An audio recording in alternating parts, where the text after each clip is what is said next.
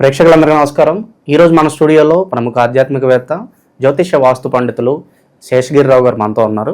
గురుగారితో మాట్లాడేద్దాం. నమస్కారం. నమస్తే అండి. గురుగారు, జూన్ నెలలో వృషభ రాశి వారి పరిస్థితి ఏంటి? ఎలాంటి జాగ్రత్తలు తీసుకోవాలి? ఓవరాల్ గిలికి పాజిటివ్ అంటారా, నెగిటివ్ అంటారా? ఎలా ఉండబోతుంది గురుగారు? అంటే నెగిటివ్ అనేది ఖచ్చితంగా తక్కువ స్థాయి. అంటే మనం ఒక 100% అనుకోండి, ఏదైనా సరే ఫలితం అనుకోండి, దాంట్లో ఇంచుమించుగా 75% అయితే కనుక వీళ్ళకి మంచి ఫలితాలే ఉన్నాయి. సో ఒక 25% కొద్దిగా చెడ్డ ఫలితాలు ఉన్నాయి. ఈ 25% చెడ్డ ఫలితాల్లో ఏమొస్తాయి అంటే కనుక ఇంత తరచు ఎవరో ఒకళ్ళు అనారోగ్యానికి గురవుతూ ఉండటం, తర్వాత ఏవైనా సరే ఇష్టమైన వస్తువులు పోగొట్టుకోవటం కానీ, లేదా మనకి ఏదైనా సరే దూరపు వ్యక్తుల్ని పోగొట్టుకోవటం, అంటే దగ్గర బంధువులు కాకుండా కొద్దిగా దూర బంధువులకి ఏదైనా సరే ఇబ్బంది తలెత్తటం, ఇవన్నీ కూడా ఈ 25%లో ఉంటాయి. తర్వాత రెండోది ఏంటంటే కనుక ఇదే 25%లో ప్రతి పని అవుతుంది, ప్రాబ్లం ఏం లేదు, సానుకూలకంగానే పూర్తవటం అనేది ఉంటుంది. కానీ ఫస్ట్ కొద్దిగా మెంటల్ టెన్షన్ ఇచ్చి తర్వాత పూర్తవటం అనేది ఉంటుంది. సో ఈ వృషభ రాశి అనేది ఏంటంటే అసలు వీళ్ళ లక్షణంలోకి వచ్చేప్పటికీ ఏంటంటే ఏదైనా సరే ఎంతో కొంత వాళ్ళు సుఖానికి అన్వేషించడం అనేది, అంటే మనం లగ్జరీస్ అంటూ ఉంటాం కదా, సో ఆ భౌతిక సుఖాలు, ఈ భౌతిక సుఖాల మీద కొద్దిగా వీళ్ళకి మోజు అనేది ఎక్కువ ఉండటం అనేది. అంటే ఒక్కొక్కరికి బాగా ఆడవాళ్ళు అనుకోండి, ఆభరణాలు 10 మంది దృష్టిలో కనపడేలాగా పెట్టుకోవాలి అనేది ఉంటుంది. ఒక్కొక్కరికి మంచి బట్టలు వేసుకోవాలి, అంటే ఈ లగ్జరీ ప్రతి ఒక్కరు ఇదే వృషభ రాశిలో పుట్టిన వాళ్ళందరికీ ప్రతి ఒక్కరికి ఒకటే లక్షణం ఉండదు. అంటే ఒక వ్యక్తికి కారులో తిరగాలనేది ఉంటుంది, ఒక టిప్ టాప్గా బట్టలు వేసుకోవాలని ఒకరికి ఉంటుంది, సో ఒక్కొక్కరికి గొలుసులు వేసుకోవాలని ఉంటుంది, సో ఈ మొత్తం అన్ని వేళకి ఉంగరాలు పెట్టుకోవాలనిపిస్తుంది ఇలా. బట్ కానీ ఏదో ఒక అభిరుచి అనేది మాత్రం ఎక్కువ ఉంటుంది, వాళ్ళ యొక్క పటుత్వం కానీ, తర్వాత వాళ్ళ యొక్క పటోటోపం అంటారు. సో అది వ్యక్తీకరించడానికి కొద్దిగా ఇష్టపడుతూ ఉంటారు. సో అందుకని పూజలు అవి చేసుకున్నప్పటికీ కూడా కొద్దిగా అది నార్మల్గా చేసుకోవడానికి కన్నా కూడా కొద్దిగా 10 మందికి తేల్చేలాగా చేయడానికి కూడా కొంత ఇష్టపడే అవకాశం ఉంటుంది. అంటే సపోజ్ ఒక హోమం పెట్టి చుట్టుపక్కల 4-5 పిలిచి మా ఇంటి వాళ్ళు ఘనంగా హోమం చేస్తున్నాము, సో పలానా కార్యం చేస్తున్నాము, అలా కొద్దిగా ఒక్కోసారి మెహర్బానికి పోవటం, అంటే తాహతికి మించి కూడా ఒక్కోసారి ఉన్నటువంటి ఖర్చుల్లోకి వెళ్ళటం అనేది కూడా ఒక్కోసారి వీళ్ళలో ఎక్కువ ఉంటుంది. అయితే గత కొద్ది నెలలుగా వీరికి కొంత ఇలా ఇందాక చెప్పుకున్నట్టు ఏంటంటే ఆ 25%లో ఉండే ఏదైతే టెన్షన్ అనేది ఉన్నప్పటికీ కూడా అభివృద్ధి అవన్నీ కూడా బాగానే ఉన్నాయి. ఇక ముందు కూడా అంటే ఈ నెలలో కూడా ప్రస్తుతం అయితే జూన్లో కూడా ఎంతో కొంత అభివృద్ధి ఖచ్చితంగా వీళ్ళకి సాధ్యం అవుతుంది.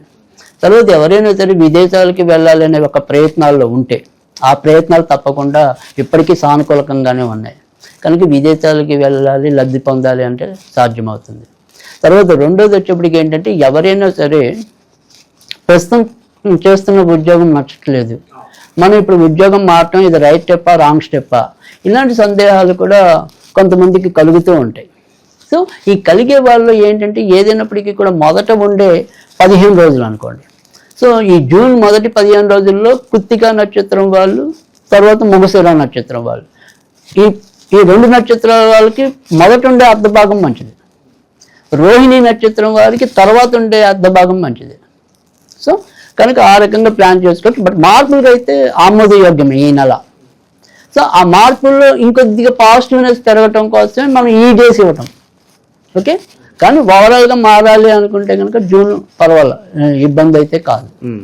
తర్వాత కొత్తగా పెళ్ళిళ్ళు కావాలి అలా అనుకున్న వాళ్ళకి కూడా ఈ నెల అయితే కనుక ముఖ్యంగా జూన్ 6 నుంచి ఎప్పుడైతే కుజుడు అంటే వీళ్ళ యొక్క వివాహకారకుడు కుజుడు నీచం నుంచి మంచి ప్లేస్కి రావటం అనేది జరిగింది, పైగా గృహస్థానంలోకి వచ్చి చేరాడు కాబట్టి ఖచ్చితంగా ఒక ఇల్లు ఏర్పరచడం అనేది ఖచ్చితంగా అవుతుంది. అంటే మనకి తల్లిదండ్రులతో ఉండేది ఇల్లు కాదు, ఒక మనం ఏదైనా సరే కాపురం పెట్టడం అనేది ఇల్లు అన్నట్టు వాడుకు ఇక్కడ మన యొక్క జ్యోతిష పద్ధతిలో. సో అలా ఆ రకంగా పెళ్ళిళ్ళు అయ్యే యోగ్యత ఎక్కువగా కనిపిస్తుంది. అంతేకాకుండా ఇప్పుడు ఏదైనా సరే వీళ్ళు ఇంటి నిర్మాణాలు చేయాలన్నా, తర్వాత ఇంట్లో మరమ్మతులు ఇలాంటివి ఏమైనా చేయాలన్నా దానికి కూడా పాసిబిలిటీ అనేది ఎక్కువగానే ఉంటుంది. కొత్తగా ఇల్లులు భూములు కొనాలన్నా కూడా దానికి కూడా ఆమోదయోగ్యంగానే ఉంటుంది.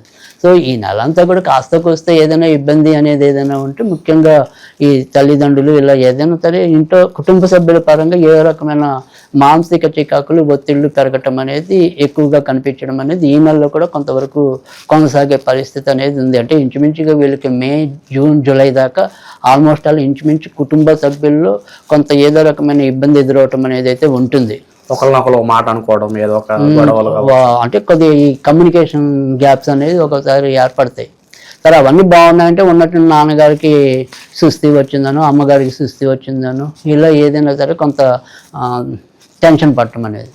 కానీ ఇవన్నీ కూడా మనం అంటే ఇప్పుడు రేపు నెలలో కూడా జూలైలో కూడా ఇంచుమించు ఇలాగే ఉంటుంది. అంటే మిగతా గ్రహస్థితి అనేది అంటే మిగతా గ్రహాలు అంత తొందరగా మార్పు చెందవు కదా, వాటి వల్ల కొద్దిగా జూలై దాకా ఇదే రకమైన పరిస్థితి ఉంటుంది.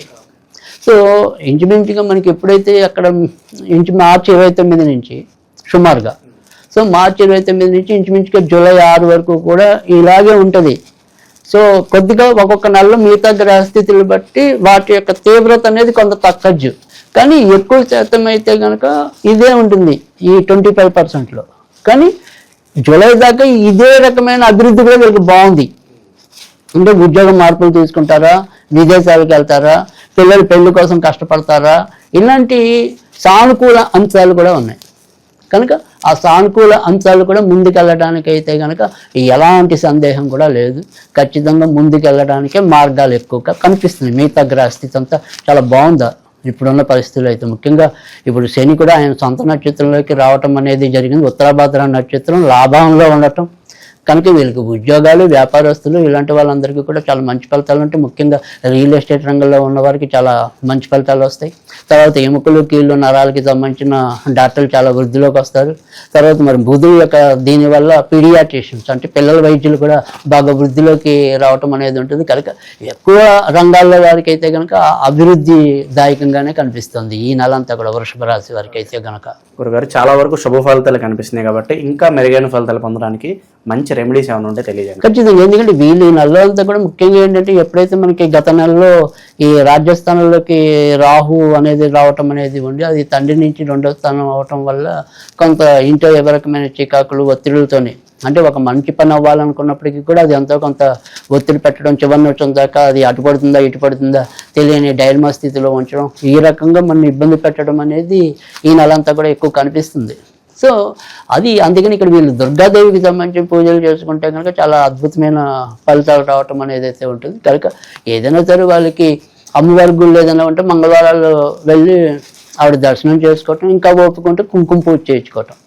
సో మంగళవారాలు స్పెసిఫిక్గా దుర్గాదేవి ఉందనుకోండి వాళ్ళ ఇంటి దగ్గర, తర్వాత వెళ్ళి అది ఇంకా మంచిది. అబ్బాయి మాకు అలా దుర్గంటి లేదంటే అమ్మవారు ఉన్నారంటే ఓకే అమ్మవారి గుడికి వెళ్ళండి, అది మంగళవారం పూట వెళ్ళండి, కొద్దిగా కుంకుమ పూజ చేయించుకుంటూ ఉండండి అవకాశం ఉంటే. లేదు అంటే కనుక అమ్మవారికి అయితే మాత్రం 9 ప్రదక్షిణాలు మంచిది. అంటే 11 కన్నా కూడా 9 ప్రదక్షిణాలు అమ్మ నవ సంఖ్య. సో అందుకని 9 ప్రదక్షిణాలు చేసినట్టయితే కనుక మంచి ఫలితాలు రావటం అనేది అయితే ఉంటుంది. ఇక ఏదైనా సరే మనం సిచ్యువల్డ్గా చెప్పుకోవాలనుకుంటే కనుక వీళ్ళు బ్రిక్స్, BRIKS బ్రిక్స్.